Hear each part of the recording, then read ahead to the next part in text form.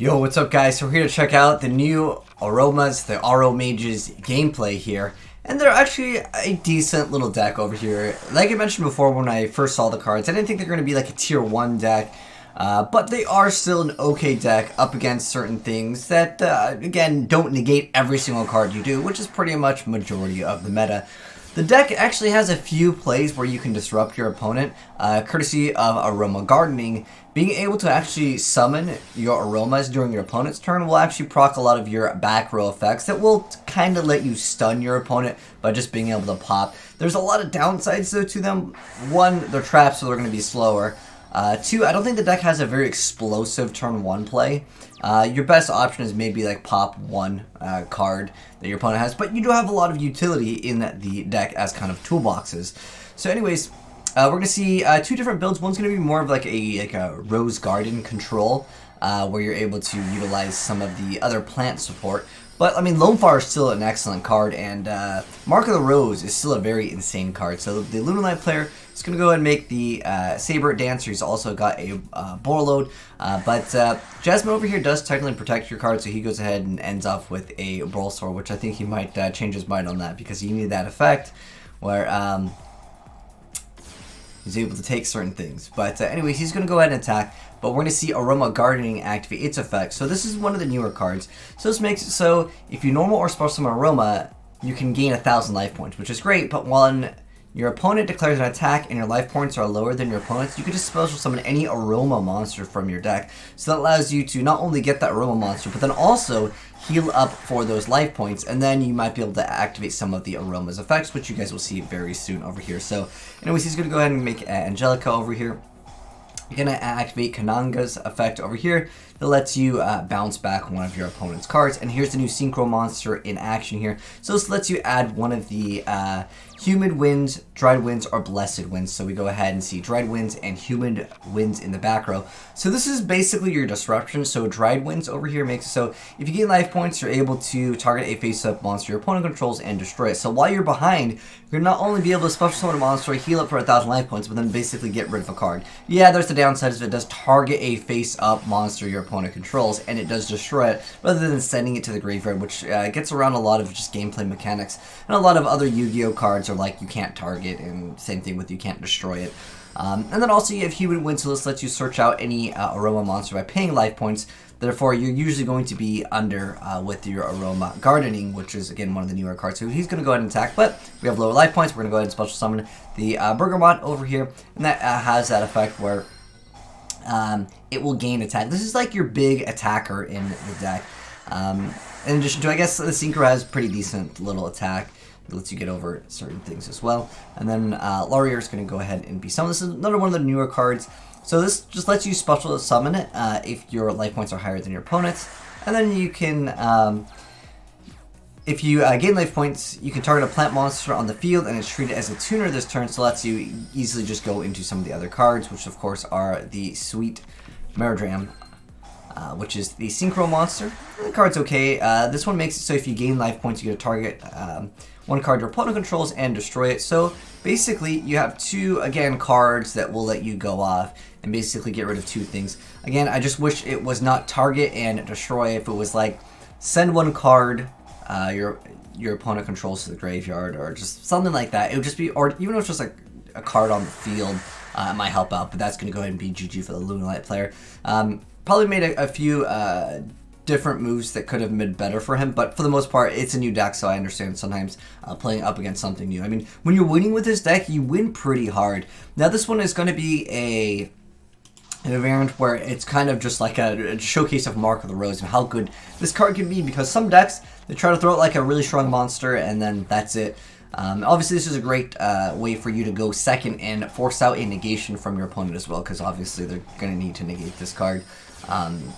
Yeah, this card's just absolutely fantastic over here. And then we have a few other cards that I just want to mention. It's just some extra, like, I mean, with Seed Cannon, technically, you get to place counters and then just start doing some burn damage to your opponent here. And also, technically, you can put your opponent's life points lower, which can be used for some of the Aroma's effect. But we got the Evil Thorns over here. And it's going to go ahead and just go ahead and make it game. With, of course, Mark of the Rose, I mean, you will be able to do some really good stuff with it, especially since you can run multiple lone fires. You just lone fires, put them all into the graveyard. You'll have easy access to all of your Mark of the Rose if you decide to go with that build. But yo, shout out to my boy Quest Train for this build, but I got another build over here for you guys, which is really utilizing some of the other plant support, as well as like the Rose Dragon stuff, because I mean they are definitely both kind of going hand in hand here. But anyways, we're gonna go ahead and see once again Aroma Garden be summoned. Again, that's gonna proc most of your effects. Then you have Kananga to be able to bounce back any potential card that your opponent has, and sometimes your opponent won't really stop this card from going off because like this card doesn't really do too much. And then on top of that, if they're gonna attack, they know you're gonna get out a monster anyways, depending on the life points. But now we have Black Garden up on the board. He's going to go ahead and go for a play of Dark Hole, which I don't really think was super necessary here. But like maybe he could have procced this effect. I just didn't think it was really that necessary to use the Dark Hole here. But Absolute Zero is still relatively strong because the Aroma deck won't really stun too hard. Yeah, it has that ability to target and destroy a card, whether it's with the Synchro or of course the back row. But as far as like a monster effect, you don't really have too much negation here. Like I said, Mark the Rose is just excellent for it. Just getting, I mean, if you had Mark the Rose, it would have been much easier here. But in this instance, we don't have it, so we're going to go ahead and summon a bunch of cards. And whenever Absolute Zero goes away, linking off with it, just whatever you would do with it. Once it goes away, that's going to pop all of the aromas here. So since we have Black Guard, we're going to go ahead and just get some extra damage in here. The Jasmine, the Link monster, it's not a bad card. Because it does protect you, and we saw that in the previous duel here. But once again, Black Guard isn't going to be there. But once this card gains that extra attack, it will be quite nice. But right now we have too much life points. We're at 10,550, and like I said, you're going to lose out on a lot. But don't worry, Black Garden is here. So this also has another effect, which I think he's going to wish he had used those to link off into something else. Which is kind of bad, but he might not have. Actually, hold on, I was kind of curious. I don't think he had really any. He didn't have anything he could really go into because it requires certain things. But Black Garden does have another effect. It's usually seen in more troll variants and crazy OTKs, FTKs, but he's able to finally get rid of the other guy's board because again, that card's pretty good. And we also have Frozen Rose because I was thinking that this is not that bad because it lets you select a face-up monster you control. And you send it to the graveyard, and then you can have different effects. So if it's a plant, during the end phase, you get to draw 2 cards, then discard 1 card, so that can put something that you would want to recycle back in. And then also, if it's a non-plant, you had to add 1 level 4 or lower plant monster from your deck to your hand. Unfortunately, this card is just too slow for most decks, but because you potentially have that ability to summon that card during your opponent's turn because your life points will be lower, you might be able to get off that effect more than other decks could, because this is a very slow deck, I would say. If you're looking to OTK or FTK, this is definitely not a deck for you. But again, I like to showcase off all builds in Yu-Gi-Oh, whether it's OTKs or meta. He ends up getting the Storing Mirror Force, which was actually really good. And then we have Humid Winds over here. That's going to search him out, another card. And then we also have the Blessed Wind, so you can send a plant monster from your hand or face up on the field of the graveyard to gain some life points that can proc some of your effects. Or you can pay 1,000 life points to special summon Aroma monster in your graveyard, going back to what I was talking about before, with of course the Rose Dragon support, specifically the Frozen Roars. If you have a card that you just want to go ahead and be able to bring back, you can do that also. Again, the problem is it's a little slow. This guy go ahead and makes the Neo Snite, which normally would be good if you could get over both the monsters, but that's not going to be happening because Jasmine is going to go ahead and be able to protect, and this card is not going to be able to do any battle damage. Unfortunately, but it can attack multiple times, so again, he probably just didn't know what the heck these did, but not that it matters because this card doesn't really protect itself at all.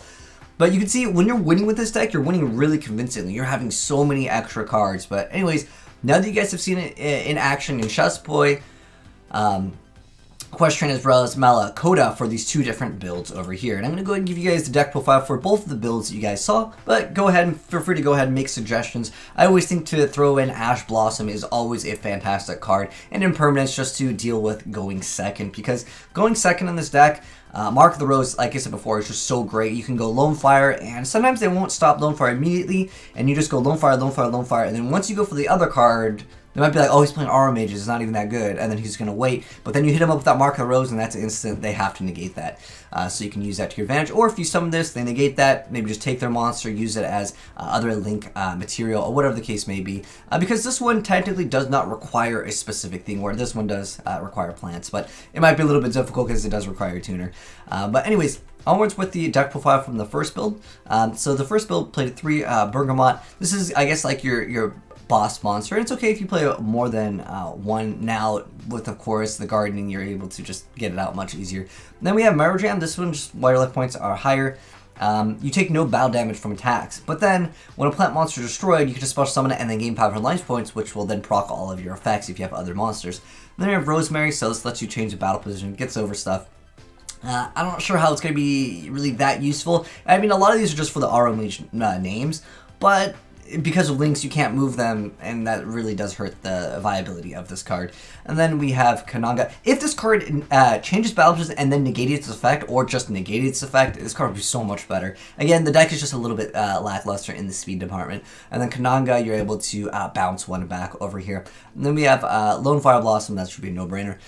Just let you go for any one that you want. And then Jasmine, not so bad. It's really good with this. I mean, just being able to draw into an additional card can be great, and as well as blocking attack. Then we have Laurier, which we did see as well. It just lets you special summon it. It's just another monster, and then gaining 500 life points. This one was played Evil Thorn again, just first from small burn damage. I'm not sure if I would actually recommend this, but again, I did want to mention that there is utility technically with this card when you want to utilize the effect where if your life points would be higher than your opponent's, and it can be used early on.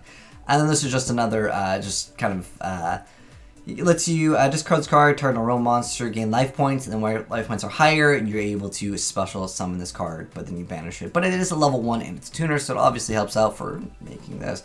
And then we have the Rose Bell, so this lets you just search out a card, plant with 2400 or more attack, which is of course going to be that. Wish you could search out this card, but yeah, it's pretty much just for Bergamot. And then we have an interesting card called Seed of Deception, which lets you special summon a level 2 or lower plant monster. And again, remember, you can actually search out this one lets you special summon the Humid Winds to add one, and then you can Seeds of Deception, then go ahead and summon your card, heal up, activate their effects, draw, whatever the case may be, so you don't really go minus with this. And it does offer that surprise factor of being able to disrupt your opponent with, like, let's say, Tried Winds over here. So it does have its utility. Then we have Seed Cannon. Each time this is more for burn, again, than anything, but again, it does have its utility. And then we have the Aroma Gardening, and then we have Mark of the Rose, and we have Aroma Garden, we have Metaverse, Dried Winds, Humid Winds, Blessed Winds. And then for the extra deck, this one's incomplete, but I always suggest maxing out the extra deck. Instant Fusion would be great here as well. So we have 3 copies of Synchro, and then Rosemary, which we didn't really showcase off, but like most of the times, like these just outclass it.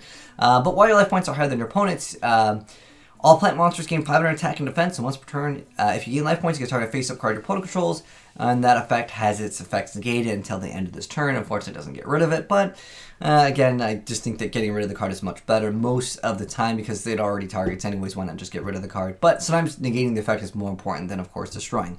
Now, here's the other build that we did see. So this one, I only played 1 Bergamot, and then we have 2 copies of Merodram, and then we have Rosemary, and then the Blue Rose, and then also White Rose. So this one just lets you go for the other cards. There's just kind of some synergy, plus you can utilize it with, of course, just having the tokens, and then just going and activating that Black Rose effect. And then Kananga, we got 2 copies of that, and then 3 copies of Red Rose, 2 copies of Lone Fire, although I would just suggest running 3, to be honest. It's just for that consistency. Then Jasmine over here, then we have Laura and Angelica. We've got the 1 copy of Terraforming. You could do that, or Metaverse for that surprise factor. And then the Rose Bell of Revelation over here, again, just the Searcher. We got Reborn, and then the Frozen Rose, 3 copies of the New Gardening. I think this is the best card. And then we have 2 Garden, Aroma Garden, 1 copy of Black Garden. Then we got the Trap Tricks, then 2/2 for all of the different Winds cards. And then for the extra deck, the most important things are really just this and this. The rest of the cards, this one actually is not that bad. Potentially for some decks, you can do some extra like burn damage and actually make it game. So there is definitely some utility with Queen of Thorns, but it is from the hand only. But sometimes if you're looking to do more of a burn variant, this card is actually pretty nasty. So they have to pay 1,000 life points each time a monster is normal or special summon, but it's only from the hand. If it was just normal or special, pretty much at this point, you're looking at usually like 2,000 points of damage, and depending on the time frame, if you get to make this when your opponent, you know, only has like 1,000 or less, they can't summon, so you just win the game, unless there's of course special summon from the grave or something like that. But those are the most important cards. There is also Rose Garden Rose Maiden. So if it's special summon, you can add a black garden from your deck or graveyard to your hand, and then you can also banish this card and then target a Rose Dragon or Dragon Rose monster graveyard and special summon it. So it does have the utility of just giving you extra cards, but again, most of the time you're just going to be winning really hard with just this setup. It's basically just having this. This is like your go-to setup play, so this protects this, and then on top of that, this card's gonna get rid of card, this card's gonna get rid of card, and then if anything goes wrong, you have this option to maybe go into like Jasmine, get some extra draw power, and then you also have this to also proc some of their effects. But anyways, that's it for the Aromages. Let me know, guys, what you think of them down below. And shout out to both of you guys for hooking me up with the plays as well as both of the builds. But I think both of you guys should be playing Ash Blossom and Impermanence. Those cards would definitely make the deck better. But I understand maybe this is more of a budget build because I think at the end of the day it's not going to be an S tier deck, but might as well throw in some of the stuff to make it a little bit more competitive. But anyways, you guys can let me know your thoughts down below. And if you guys got any other builds, would love to see them. If you guys want to send them into AzneyesReplays@gmail.com. Get featured on the channel. But anyways, thanks for watching, guys. Hope you enjoyed the video. If you did, drop a like on it. If you're new here, hit the subscribe button if you want to see more Yu-Gi-Oh gameplay as well as deck profiles for new future Yu-Gi-Oh decks. And I hope the Aromas get more support. I think they still hopefully will get a few more cards and the deck could be a lot better. The problem, again, when you're looking at target and destruction and traps, we're looking at way in the past Yu-Gi-Oh. In the future, we gotta go non-targeting, non-destruction removal. That's what you need, or just banish instead of, you know, just destroy. That's what you really need to keep your deck meta. And more negations. You need to negate like 5 cards per turn minimum. Otherwise, everyone will be like, on cards not even good. But that's just Yu-Gi-Oh, man. But anyways, thanks for watching. Peace.